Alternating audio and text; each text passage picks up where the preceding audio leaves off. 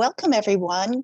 Special welcome to all of our ISM members, guests, to our webinar series. At this point, I'd like to turn our program over to Chris Vanderbilt, who is actually going to be introducing our speaker, and Chris is from ISM Denver. Welcome. Great. Thanks, Kathy. Welcome, everybody, to the webinar. I am very pleased to introduce your speaker for today, Stephen Nichols.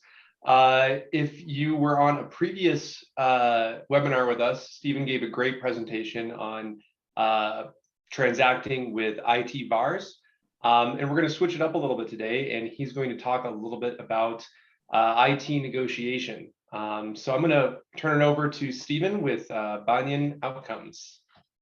Great. Thank you, Chris. Hope everyone can hear me. I'll just share my screen really quickly. Yeah, so I'm Stephen Nichols. I presented about a year ago, I guess it was, and talked a lot about managing technology vendors and things like that. I've had a kind of an interesting year over the last little while, but I wanted to talk about my background and experience and what I'm kind of bringing to this presentation. So I've spent the last 15, 20 years, something like that, working in technology, representing vendors and establishing good relationships as an account manager with clients. And what I found during that time was, I found this very interesting, is some clients I talked to, and it was much more of like a transactional kind of relationship. I was just another suit coming in and selling product and that kind of thing. And some clients I would go in and have really strategic relationships, strategic conversations, and I would do what I'm now calling true partnership kind of work. And what was interesting was I'm the same guy, I'm representing the same company, just working with two different clients who see me in very different lights, right, depending on the kind of conversation that I had. So I'm kind of an introspective guy, doing a lot of reading and thinking about what that looked like. So I guess since I last spoke in front of the group, I took a sabbatical, took a few months to kind of travel around the Western United States. And now I guess I've just finished about 4 months of research. Well, I'm midway through research, but finished 4 months of it, thinking about that question about what makes a vendor a great vendor, or what makes a vendor into a true partner. So the way I've pursued that is I've had a series of conversations with people from my network and people that I've known peripherally for years, and asked them that question, like, of the vendors that you have, who's really excelling and what makes them excel, and how do you get a vendor on the right side of the law and get them corrected, that kind of thing. And I had a dozen conversations and they went really well. So I had another dozen conversations and another dozen. And at this point, I've talked to 65 different technology and procurement leaders and asked these questions. And I've taken a whole notebook full of notes and thought really deeply about this question. And that's, to some extent, what we're doing today is talking through the results of that research and just the collective wisdom of those 65 people that I've talked to, and just my own experience for having done this for the past 15 or 20 years. So that leads us to the agenda and who I am. So I'm Stephen Nichols. That's me sitting in a river. That's my my native habitat. That's where I belong. But I also talk about technology. So the agenda is we're going to go through problems with technology vendors. We're going to talk about how to improve a vendor's performance. We're going to talk about looking at a portfolio of vendors and all the different vendors that a company might be working with. We'll go through risks and opportunities for partnership. And then we'll talk about a vendor management office and how to put all of this into place. So I guess in terms of questions and housekeeping, please feel free to use the chat and the Q&A button. I'll try to notice that, but I'll get rolling and maybe have trouble with that. So Kathy, let me know if there's a pressing question, and I'm happy to interrupt the flow to make sure we cover that too. So let's start with a little bit of background, kind of set the table for what is a technology vendor and what's the scope of the conversation for the day. I have kind of a graph here that talks through how technology gets delivered for a business. So on the bottom layer there, you have what you might call the original equipment manufacturer layer. So these are hardware vendors like Dell, software vendors that are out there. And then you have connectivity and co-location, and you have cloud. Cloud is kind of a mixture of hardware and software and managed services and everything wrapped up in a nice bow and bubble. On top of that, in the green boxes, you have the types of service providers that might work with that. So a value-added reseller is going to be a partner that resells things from the orange layer. So they're leveraging their relationships with their clients and their marketing expertise to provide value that the orange layer is creating. You also have the three big boxes for staff augmentation, project services, and managed services. So project services is when you're working for a discrete outcome. Managed services is where there's ongoing support. And then, of course, you have internal delivery in the blue box over on the left. Every company is going to be different in terms of how they deliver IT. Some companies have a very big blue box and a very small green box. Some companies are the opposite. It's pretty rare for a company to try to take on all of the services side, all the green themselves. That's probably unrealistic these days. And the opposite is also true. It's pretty rare for a company to fully outsource IT. So it's usually some kind of mixture, and it'll be different for you. So to see this in action, this is, I'm thinking of a specific client I've worked with in the distant past. On the bottom, so just thinking about the service that we were taking care of for them, it was a virtual desktop. You have the orange boxes on the bottom, which included a third-party app, included Microsoft Office, Citrix was in there, network technology, security technology, and there's probably 3 or 4 technologies wrapped up into that. Azure was the infrastructure on the back end for it. And then you had 6 different managed services partners who were all had their fingers in the pie, or how do you say that? They're all trying to contribute and work together to deliver this desktop. And then you have 3 different stakeholders in the blue boxes who actually worked for the company that were trying to manage this rodeo of vendors. So there's a couple of obvious problems you're going to end up with, right, when you have this complex and this large of an ecosystem of vendors. And we ran into all of those and also tried to work through all of those. And that was some pretty good experience, actually. So there's 2 big areas I'm going to talk about with issues. There's vendor-specific problems, and the most obvious one of that is going to be vendor performance, a vendor just simply not doing the things that their contract says they're supposed to be doing. Vendor risk as well. They may create a risk of simply not delivering what they're supposed to be doing, and creating some kind of opportunity cost, or the risk might be much more substantial than that. And then vendor lock-in is something else to mention. Vendor lock-in happens when it's so difficult to switch vendors that it's just damn near impossible to do so. And that can happen because of technology reasons, or because of performance, or because of contracting things, and all kinds of things. On the other side, there's portfolio issues, and I'm going to introduce here's a vocab term: operational enterprise architecture. So this is the way that you orchestrate all of the different boxes on the previous slide, and how you get them working together to create value for the company. And there's errors on that operational enterprise architecture, things like overlap and gap between vendors that can be really big issues for you. So overlap is 2 vendors who are really delivering the same kind of thing. And a gap is when you think a vendor's covering that base, but nobody's really covering that base. And everyone assumes it's in the contract, but it's not actually in the contract. And you can end up with issues, especially if you discover that issue when you're in an emergency kind of situation. And that's usually the time you discover that. And then vendor-to-vendor conflict. This is something that came out of that research and all those conversations I had. It's very common for 2 vendors to kind of run into each other and do some finger pointing or blaming, that kind of stuff. The reality is most technology companies attempt to grow their business through land and expand, right? You're getting a toehold by selling something small, and then you're expanding out and selling more and more things until eventually you have a very large account. The downside of that is that it creates all kinds of tension between vendors, because everyone knows that everyone else is gunning for their business. So no one's really incentivized to, help out the other vendors if they know they might lose business if that vendor looks too good. And that's just kind of a structural issue, I guess, that creates conflict. So these are the issues with the vendors, but there's also a bigger problem that's one layer up from that, and that is that there could be a disconnect between technology and the business value it's intended to provide.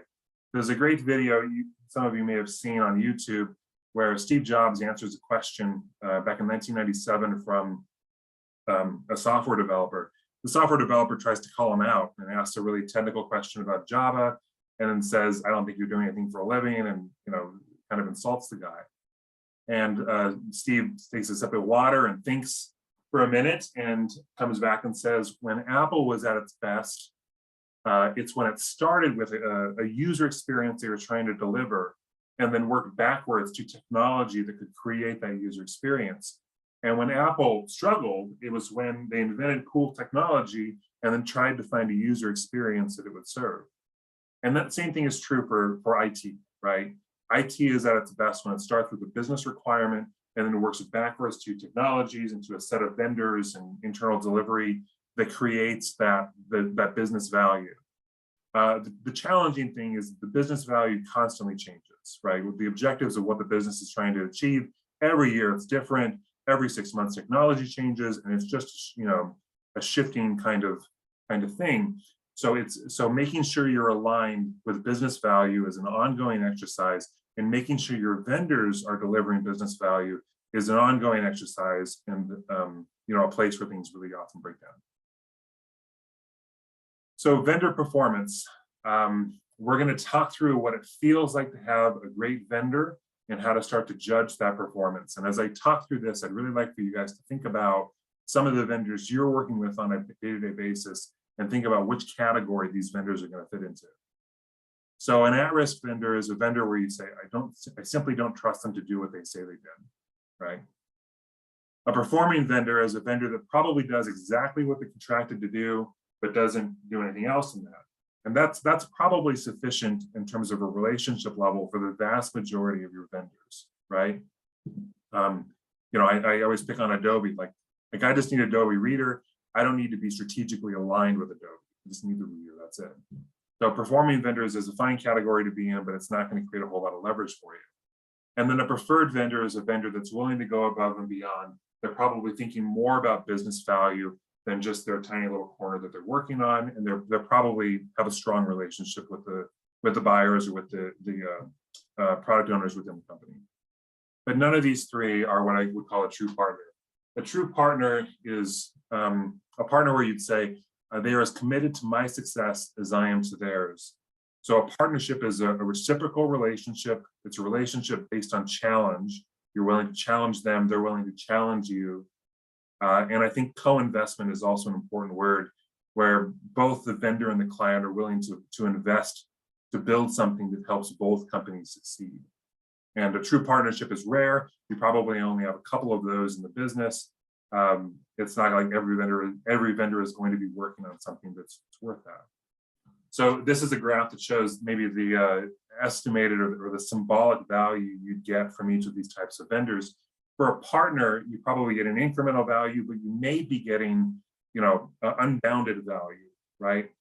If you're developing something really cool and game-changing with a partner, it could be 10x or 100x or 1000x in value off of what you pay them in fees. On the other side of the spectrum, you have an at-risk vendor, and an at-risk vendor could create incremental risk for you in terms of, I lose all of the fees that I paid to the vendor and have a little bit of opportunity costs and hassle to close out the project if they fail to meet their objectives. Or an at-risk vendor can be much worse than that, right? An at-risk vendor can create an event, a black swan event that creates 1,000 times loss worth a loss that's worth 1,000 times the fee that you pay to the vendor, right? But most vendors are going to be performing, are going to be preferred, and are going to have some kind of incremental value being delivered back to the company. So the three goals here are limiting your risk on the one end. On the other end, maximizing your exposure to opportunity or creating opportunities with partners. And then the vast majority of vendors are going to be moving them from at-risk to performing or performing to preferred. So generally maturing delivery from the vendors. And those are the three different objectives. But there's another axis, right, that's missing from the graph. And that is that not every vendor is equally important, right? The company that comes in and waters the plants once a week, they may do an amazing job, but it's not going to help the company move forward in any way. So the importance of the vendor is also important, particularly if you're thinking about where to intervene. So that's what this slide talks through. There's a great book, and let me just show a copy of it. It's Supplier Relationship Management. It covers things outside of technology, but I've applied it all to technology world. That's my area. I would highly recommend it for anyone in procurement who's interested in that. So in that book, I really like how they outlined the way that you figure out the importance or relevancy of a vendor. So they're listing risk, how can the vendor hurt us, difficulty in terms of switching vendors, current importance versus future importance. Maybe you're moving toward a technology or toward a vendor, they're going to be more important even if they're not that relevant right now. And then alignment, organizationally aligned either in values or maybe operational capabilities. Maybe they have offices where we have offices. I don't know.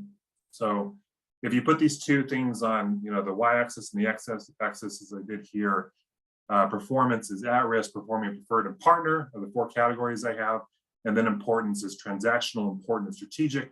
Well, you end up with this line, right? This imaginary line that goes through the middle of it. If the vendor's performance is below the line, right? If they're based on their importance, then probably some kind of intervention is going to be justified. If it's above the line, then they're probably doing okay, and you're thinking more about ongoing maintenance. So that's one way to think about it. I've been reading a lot of books about this, and there are probably 5 or 6 different ways of figuring out relevancy and figuring out where to intervene. I've seen, performance versus spend is an obvious one. There's other ways to do it too, but this is the one that I like. So that's how you think about vendors and the types of partners that you have. I'm now going to talk about, how to work with one vendor in particular and improve their performance and their relationship with you. So that starts with the definition of quality. I have 3 different lenses on quality. Quality means different things in different contexts. So starting from the bottom, the contract with the vendor probably defines quality. It probably defines it in quantitative terms like service level agreements, key performance indicators, dates and deliverables, stuff like that. Contracts are static. They get amended, but they're probably pretty much the same as when they were signed a year, 2, 3, whatever it was ago. And they can be quite aged, right, stale. And they're usually only consulted when there's some kind of dispute that needs to be resolved, right? It's never a happy conversation when you pull the contract out. So the contract defines quality. The business also defines quality. And they're going to define it in terms that are technology agnostic, focused more on experience and on the outcome or the business outcome it's trying to produce. And business needs change frequently, right? New leadership comes in, the business strategy changes, clients demand different kinds of things, all kinds of variables, but the business needs change. And that's one point of conflict. A vendor may be delivering really great quality in terms of the contract terms, but maybe missing the mark in terms of what the business actually values, right? And then the third area is industry. So a vendor may be meeting contract terms, maybe pleasing to the business and delivering the experience the business wants to have, but the industry has gone out and invented some other new thing that's, that is amazing, and that replaces what the vendor's currently doing, and the vendor's not yet adjusted for that. I think that next best alternative line is the best way to quantify it. If the vendor were to disappear tomorrow, then what would be my alternative, or who else could I work with? So so contract value, business value, and industry value are the 3 different lenses to look at for quality. So if I'm looking at one specific vendor and I'm trying to figure out where there's a quality gap and how to improve them, then I want to take those 3 different lenses and look at the agreement that way. So step number 1 is defining quality and the gap. So what are they doing in terms of SLAs, KPIs, experience, next best alternatives, the rest of it? And what do they need to be doing? And what's the gap between the 2, right? The second step is gathering commitment. So you need commitment both internally for the vendor, or both internally for the client and also for the vendor. So for example, if we invest all this time and energy into this vendor, getting them fixed, then is that actually worth it to our business to do that? Or would it be easier just to replace the vendor? So you have to have some kind of business case for doing that. You also need vendor commitment, which means the vendor has to see your business as important enough to do the extra effort to get it corrected. And every vendor is going to say that they're willing to make that extra effort and that they see your business as important, but that might not be the case. I think the quickest way to determine this is Pareto's law. So Pareto's law says that 80% of your outputs come from 20% of your inputs, right? And this is true all, in finance and in many different areas of life. It's absolutely true for a vendor or for an account manager. When I was an account manager, 80% of my income came from 20% of my clients. That's absolutely true. So that 20% of the clients gets treated a little differently than a client that maybe isn't representing 80% of my income. And that's just human nature. So the question is your logo and is your experience important enough to the vendor to justify pouring in extra effort? So once you've gathered commitment between internal people and from the vendor, then the next thing to do is to set roles, objectives, and key results. So, by doing this kind of exercise, you're probably going to be getting into the vendor's kitchen a little bit, and making suggestions and changing things. But you don't want to actually be cooking the meal for it. Like, the vendor should own the quality of service. So setting firm roles about who's responsible for what is really very important. And then let's set some overall objectives and key results. So what is it going to feel like for us to work together? And then key results will be like measurable SMART goals. What are we trying to accomplish over the next 3-6 months or whatever the Get Healthy plan is going to look like? So after you've done that, you laid the foundation for a successful engagement with a specific vendor. And you're next going to look at some kind of continuous improvement cycles. This is a Deming cycle. Let's see, so it starts with plan. So you're building reasonable time, or you're planning a reasonable intervention, some kind of time-bound goal and objective you're working after. You're executing against that plan, so you're collaboratively working together to execute against it. You measure results and see how things have performed, and then you operationalize and standardize so that you can maintain the gains that you've created. And then you continue, do it over and over and over. And this is a way of incrementally improving the vendor's performance, and go through 2-week cycles of this and set reasonable objectives for each cycle. And then in the center of the graph there's Lean and Kaizen, Six Sigma, everyone's probably pretty familiar with. But there's a myriad of ways of thinking creatively about how vendors should perform and making sure you're responding to that. One also I'll mention is 4 actions. 4 actions is part of a book called Blue Ocean Strategy. The idea is that if you're trying to think creatively about a service, then there's 4 different things you can do to it. You can figure out components that you need to reduce, find components you need to raise or increase, components you should just totally eliminate, and components that you should create, right? So if you have those 4 different buckets, and then you think about the kind of service that's being delivered by the vendor currently, then I think that you'll be able to figure out some things that fit in there. Okay, great. Let's see. So that's how you work with one specific vendor, something that I actually have quite a bit of experience doing. The next one is, how do we look at a portfolio of vendors and make sure that those vendors are working in concert with each other to deliver the most value possible. So the value of the analysis is this. You're looking, first of all, for vendor overlap and gaps, places where the contracts or the relationships don't quite fit together quite right, and sew those up so that you have better value, or the value you get from the vendors is greater than the sum of its parts. You're also looking to minimize vendor-to-vendor conflict.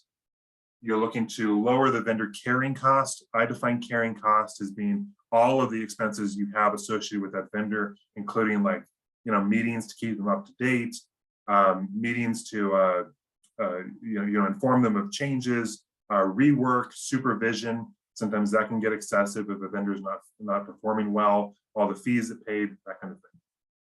You're also looking at lowering risk, and then creating business value, and then resiliency and flexibility is going to be a value as well. So those are the objectives that you can go after with some kind of portfolio analysis. So the approach is fairly simple, or fairly similar to working with a specific vendor. Pre-engagement, engaging with the vendors, and then the outputs on the other side of it. So under pre-engagement, you're going to want to survey all the vendors, get a sense of who actually is working in the environment, Most companies get surprised when they run this kind of analysis because you might start thinking you have maybe 50 or 100 different technology vendors and then find you have actually many more than that. So to do that, you'll look through all your accounts payable. I'd also recommend looking through any kind of external partner who has access to the domain for AD credentials. That's something that should be managed on a probably bi-weekly basis or even more frequently. And then there's software asset management programs that have kind of sniffer tools that watch the network and get a sense of what other third-party applications are being used that maybe the IT department aren't quite aware of. So once you have a list of all of the vendors you want to work with, you can categorize those vendors by how much spend is going to them, by what function they're serving, which owner or which person is taking care of the relationship, things like that. And then find the owner, right? Like, who is the human being who's responsible for this, and put a name to it so that that person is accountable for making sure that that spend is creating value for the company. So that's all pre-engagement. That sets the stage for engaging with the specific vendors. The next step is to use that same PDCA cycle, the Deming cycle, to look through each of these vendors or through groups of vendors to make sure you're getting the most value possible. So the first priority is going to be anything that's an emergency. Delivery is terrible. There's some kind of terrible risk that they're opening up for us, that kind of thing. Also, orphaned vendors. Orphaned vendors are really common. Most everyone has them. Bob from accounting signed up for some service 4 years ago. Bob left 2 years ago, but we're still paying for the thing and no one's killed it off yet. So finding vendors that don't have owners and doing what they call the scream test, canceling service and seeing if anyone screams, that's an important exercise as well. There's better ways to do that, but that's a funny way to say it. And then also contract renewal, right? I think that's one theme that came out from all of the conversations I had with CIOs was, oftentimes people don't know when contracts are coming up, and they find out 28 days from the end of the contract when termination or notice of termination was going to be 30 days, and they're kind of stuck with renewal for another year because of that. Or what'll happen is they'll know the contract is coming up, but it's a 6 or 9 month process to find a new vendor, so they're stuck. They have to do it. So contract renewals and getting control of that is going to be really important. But once you've worked through all of that low-hanging fruit, that emergency those kinds of vendors, the next priority is to work through each of the vendors.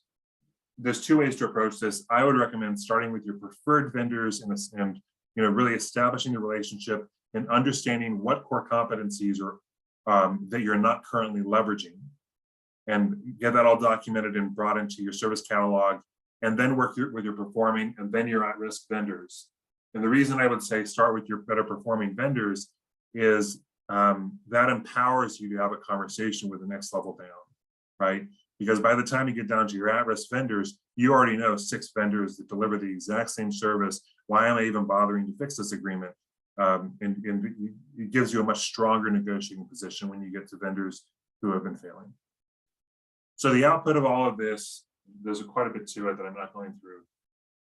The output of all of it is going to be efforts to terminate some agreements if they've been orphaned or if they're not providing value, consolidate vendors where that makes sense, rebid, renegotiate, or if you're forming a vendor management office, then onboard it into a VMO governance structure. Okay, so we covered what quality looks like. We covered how to help a specific vendor. We covered how to help a portfolio of vendor, how to look at that operational enterprise architecture. So the next area here is going to be vendor risk and vendor partnership. And I want to cover both of those too. So under vendor risk, there's several different types of risk. There's operational risk, where a vendor may cause some kind of issue that prevents the company from operating well. Security risk, which is the vendor creates a breach, legal and compliance, or reputation and brand. I have the big Target logo up there because it's a great example of what can happen when a vendor relationship goes south. So you probably remember back in 2013, Target had a major breach, a major security issue, where several million credit card numbers were stolen. The way that happened was there was a HVAC vendor who was responsible for taking care of all of the refrigeration systems in the coolers, like where the milk is stored. And that HVAC vendor had a network access, right, to be able to remotely monitor all of those things. Unfortunately, a bad actor penetrated that vendor and inserted some of their code into their software, which the vendor then installed onto Target's network. And that was the back door that the bad actor was able to establish so they could get over to the point of sale system and steal the credit card numbers. So this was interesting things about the risk. It was all four of these things. It was an operational problem, a security problem, a legal compliance problem, and a reputation and a brand problem. It created $250 million worth of fines for Target. Target stock dropped maybe I think it was $2 billion in value, although that was temporary. It came back up. It was a huge breach that I'm still talking about almost 9 years later, probably. Yeah. So controlling that risk for the security side is going to be a matter of really engaging with your CISO to think about things like SOC 2 and NIST, ISO 9001, all the different security certifications that should be required of any vendor that's going to have access to your network. There's also what's called a SIG, which is a survey you send out to a vendor to confirm that they're adhering to best practices for security. That's a part of the sourcing process, but also should be part of the governance process and continually done. And then I have phishing there listed as well. Any vendor that has access to your network should be phished. I think you do have the right and the responsibility to phish everyone with AD credentials and try and test them to see if they'll give up those credentials. Because if they do, that creates a security breach for you. That could be quite a big problem. So those are ways of controlling vendor risk. As I said before, vendor risk can be unbounded. You can end up, losing 1,000x or 100x or whatever the number might be, compared to the fees you're paying to the vendor. So it's definitely an opportunity or an issue that needs to be resolved. So on the other side of the spectrum, you have what does a true partnership look like? So just to remind you from what I said a few slides ago, a partner is one that's as committed to my success as I am to theirs. So it's a reciprocal relationship where it feels like their team is an extension of mine. It's a matter of co-investment. We grow together and they challenge me. And that challenge word is something that's been critical or an essential part of all of the partnership relationships I've been a part of. The client that I've worked with has very much felt like they could challenge me in the way that I conduct my business.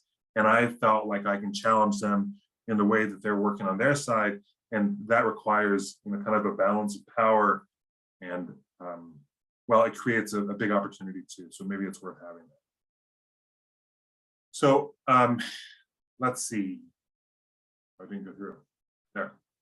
So there's a big gap between what I might call a preferred vendor and a true partner.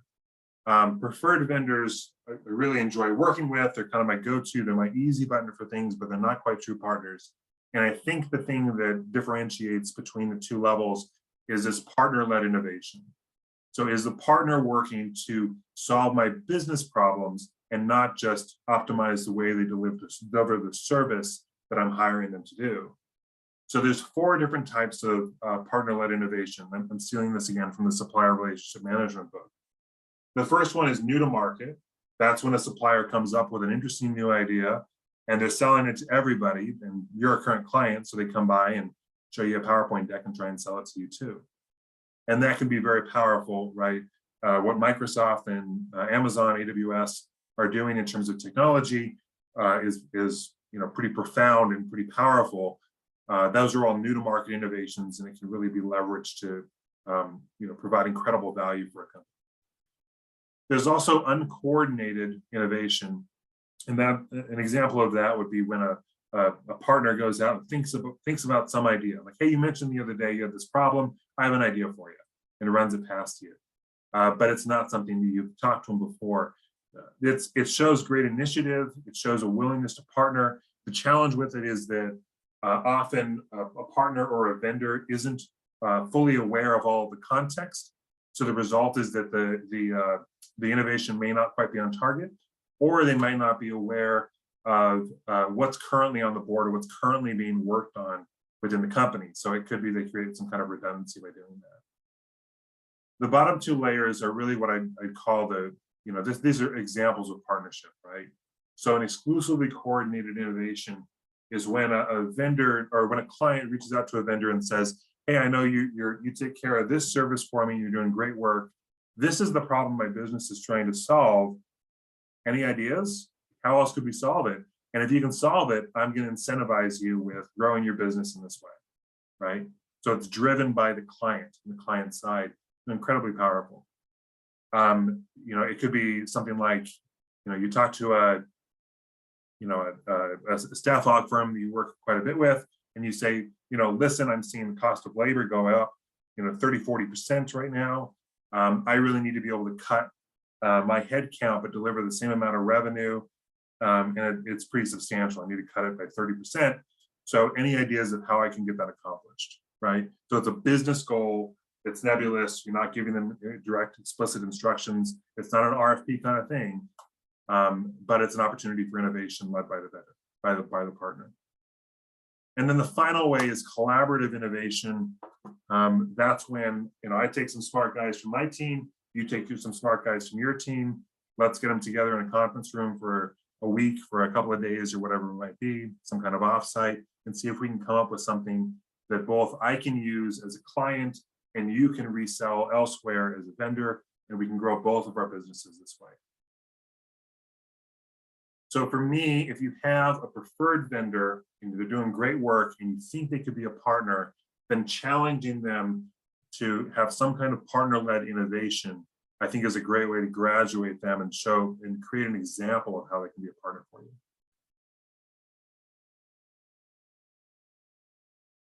So finally, vendor management office. We've talked about how we understand quality. We've talked about how to improve the delivery of a specific vendor, how to improve the delivery of a portfolio of vendors, talked about risks. We talked about opportunities for partnership. And then finally, how do you create a vendor management office that's responsible for delivering this kind of value on an ongoing basis, right, as an extra department. So a vendor management office is a cross-functional department. It's most relevant when there's heavy business process outsourcing or some kind of complex agreements. They're typically going to focus on the top 20% of the vendors that you have. They're not trying to take on every IT vendor that you have. They're interested in the forest, so they're interested in everybody as to how they work together, and they're also interested in the very big players, like the sequoias right in the middle of the forest, but they might not be interested in every single sapling that's out there, and they just create extra noise there. I'd also recommend that they be a part of the technology function, like an inline VMO, I think is more effective for technology. So meaning that the VMO office reports up through the CIO, not through a CFO or some kind of external partner.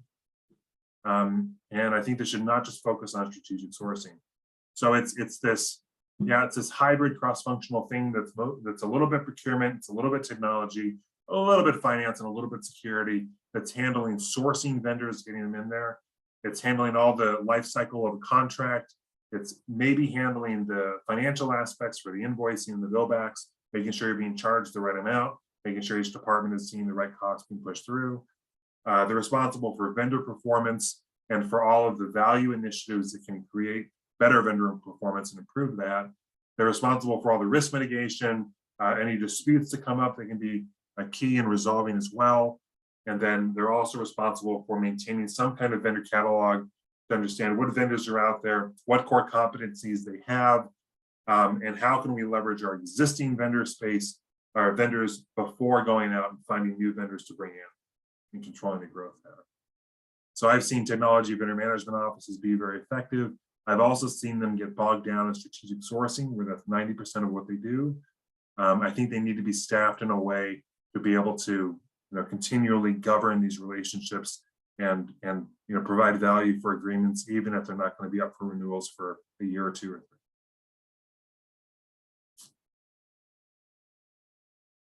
So those are the slides in the presentation. That's a lot of what I've discovered over the past 4 months of talking to people, and after the past 15 years of experience working in the industry. And I'd love to have questions if anyone can think of something that they would like to learn more about. I do have I guess an ask at the end of this. Like, I hope this was valuable for all of you. As I said before, I've talked to about 65 different people about what makes a vendor great and what makes vendors struggle and how to, mature vendor delivery. I would love to get that number up over 100. I'd love to hear your perspective as well on what makes vendors great and those questions. So if you have ideas about that, or if you have vendors you'd like to talk about, then please reach out to me and let's have a conversation. And I'm continually learning about all of this and would like to do that. So please do reach out. Great. Thank you so much for that. That's a great presentation. Let me see, we are getting some stuff in the chat here for you. So what I'll do is I'll share your email address with everybody after the presentation concludes, and I send a copy of the recording in their CEUs. Let me see what's coming in. We're getting some stuff in the chat right now. So let me just look. Okay, we have a couple links in here. Here's something. As part of building partnership, especially during a COVID world, how should we address price increases? What is the best approach? Yeah, it's a great question, and one that's really very relevant right now. I mean, inflation and particularly inflation around labor is going to be a part of everyone's world for a long time. So I think that it's a matter of making sure you have the best leverage before you start that conversation. So making sure you come into it with a good understanding of what your next best alternatives are, what other vendors you currently have in place that could replace a vendor if there's a price increase, and making sure you understand all of the context for that price increase is going to be pretty critical. But it's also an opportunity to show that you're willing to partner with your vendor, right? Partnerships are reciprocal, they're bidirectional by nature, and creating creating contention that's maybe unnecessary by forcing a vendor to live up to pricing terms that were written several years ago isn't going to help anybody out, right? It's just going to create pullbacks and some perverse incentives. So in some cases, you're going to need to, have a negotiation, agree to a price increase, but make sure that the business value you're getting from the relationship is commensurate with the new price and not just the old price that you had before. Okay, another question came in. Given the rise and fall of startups, what are recommended ways to engage and or manage startups in IT vendor management strategy? Yeah, you bet. I've actually run into this a couple of times before. So startups can come and go pretty quickly. One of the risks is that you've engaged with a startup and then they get bought and the new owners no longer care about your business, or the vendor just folds up shop and you get a dial tone when you call them. So a couple of best practices is if the vendor has some kind of intellectual property or some kind of code, make sure that you have access to it and that your contract allows you to have access to it in the event of the vendor disappearing, so that you can kind of pick up the pieces where they left off if they're no longer around. I think it's also, startups are willing to partner more than established companies are, right? They're looking for, well, I am a startup right now. I'm looking for creative ways of engaging with people, and I'm looking for people who are willing to invest in my business too. So it's if you're looking for a partner and looking for really creative ideas, then startups might be a great way to do that, more so than an established vendor who already has a client base and where you're not going to be part of that Pareto's law equation. That's an idea. Hopefully that helps. Thank you so much. Great presentation. Will you be sharing the PowerPoint with us? I mean, if you send it to me, I'll get it out to the attendees. You bet. Yeah, no problem at all. Oh, thank you so much. If anybody has any other questions, just stick it in the chat and then we'll get to it shortly. Do you have any other closing thoughts for the group before we end? Well, I'd say, I've largely been talking to technology professionals, although there are 4 or 5 procurement people who have talked to me as well. So I'm trying to understand the procurement perspective on all of this, and strengthen the approach in that regard. But I've mostly been reading procurement books, and I wish I would have read these books 10 years ago and been able to apply this to how I was taking care of things when I was working on the vendor side. So I would love to hear more from people who are on the procurement side and get their perspective on the world, and try and think of how to marry that with technology perspective. And that's kind of the crux of where I'm trying to build my business. Okay, we actually have a couple questions that just came in. IT search AI for sourcing appears to be the opposite of relationship building. How can this coexist?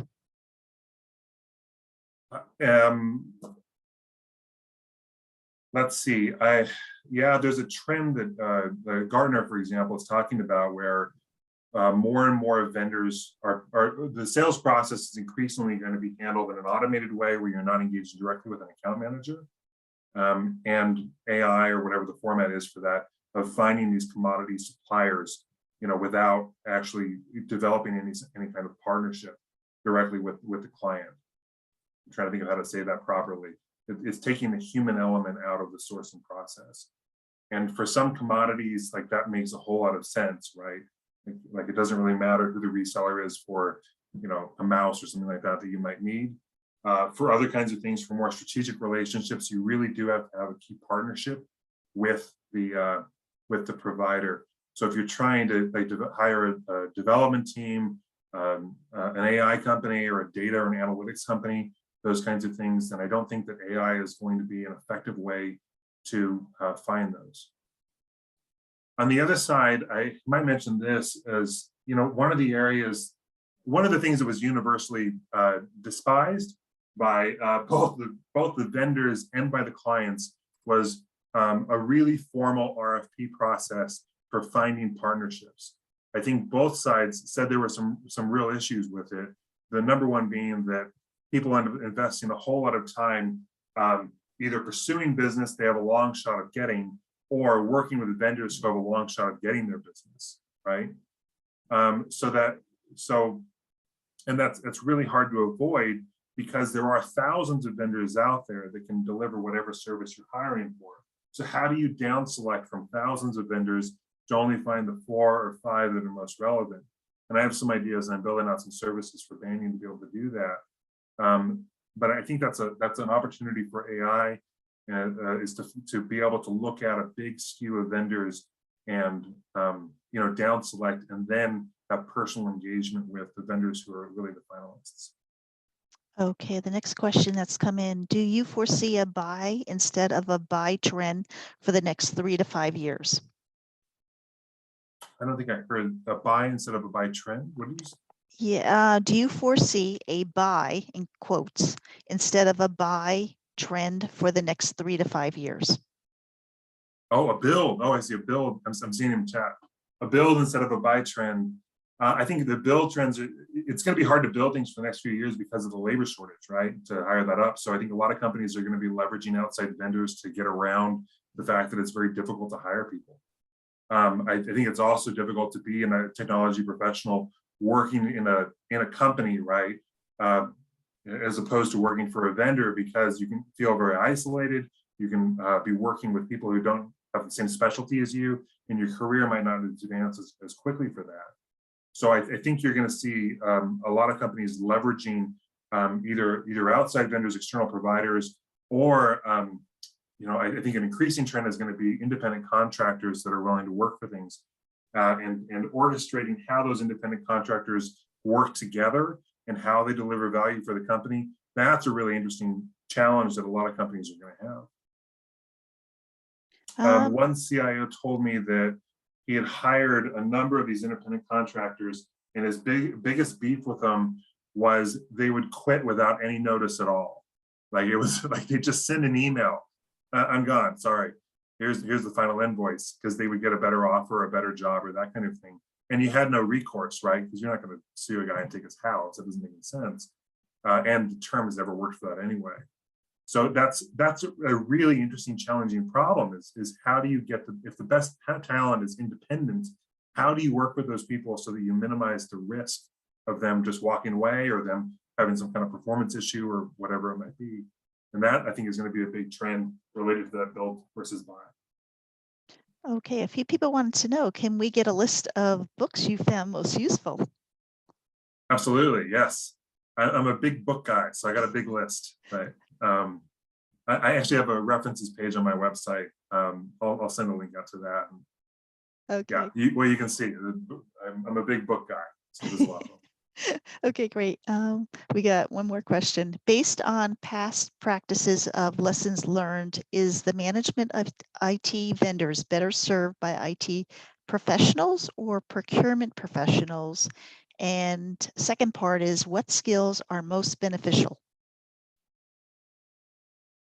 Yeah, I think that's where that VMO office sits, right? Because it's particularly if you're managing complex agreements or business process outsourcing agreements where they may be taking care of a whole function for IT, or a piece of the IT function, maybe is how to say it. That's something that really takes a little bit of procurement skills and a little bit of technology skills, right? So the challenge that I hear from the technology side is that procurement doesn't have enough context on technology to be able to really add value to the conversation, and they end up treating everything like it's a commodity.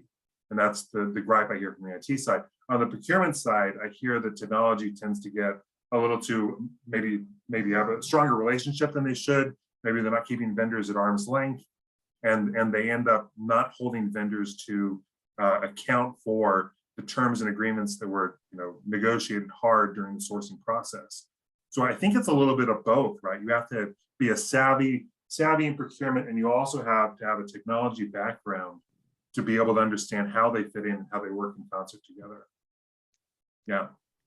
Okay. I don't know if that really answers the question. Maybe it just kind of says, yeah, I agree. That's hard. Right? You're allowed to do that. Okay, that is the, looks like there's no more questions in the chat.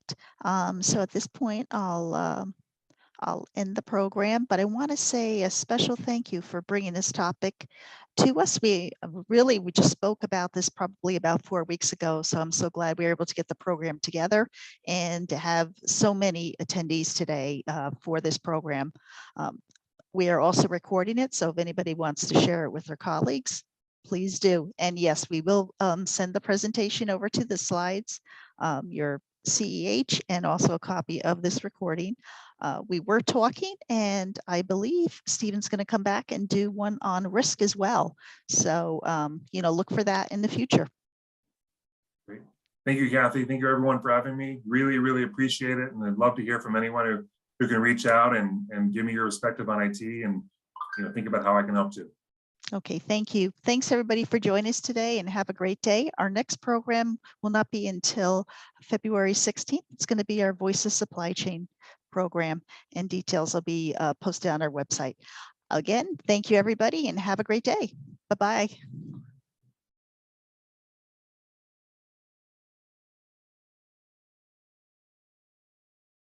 Thank you.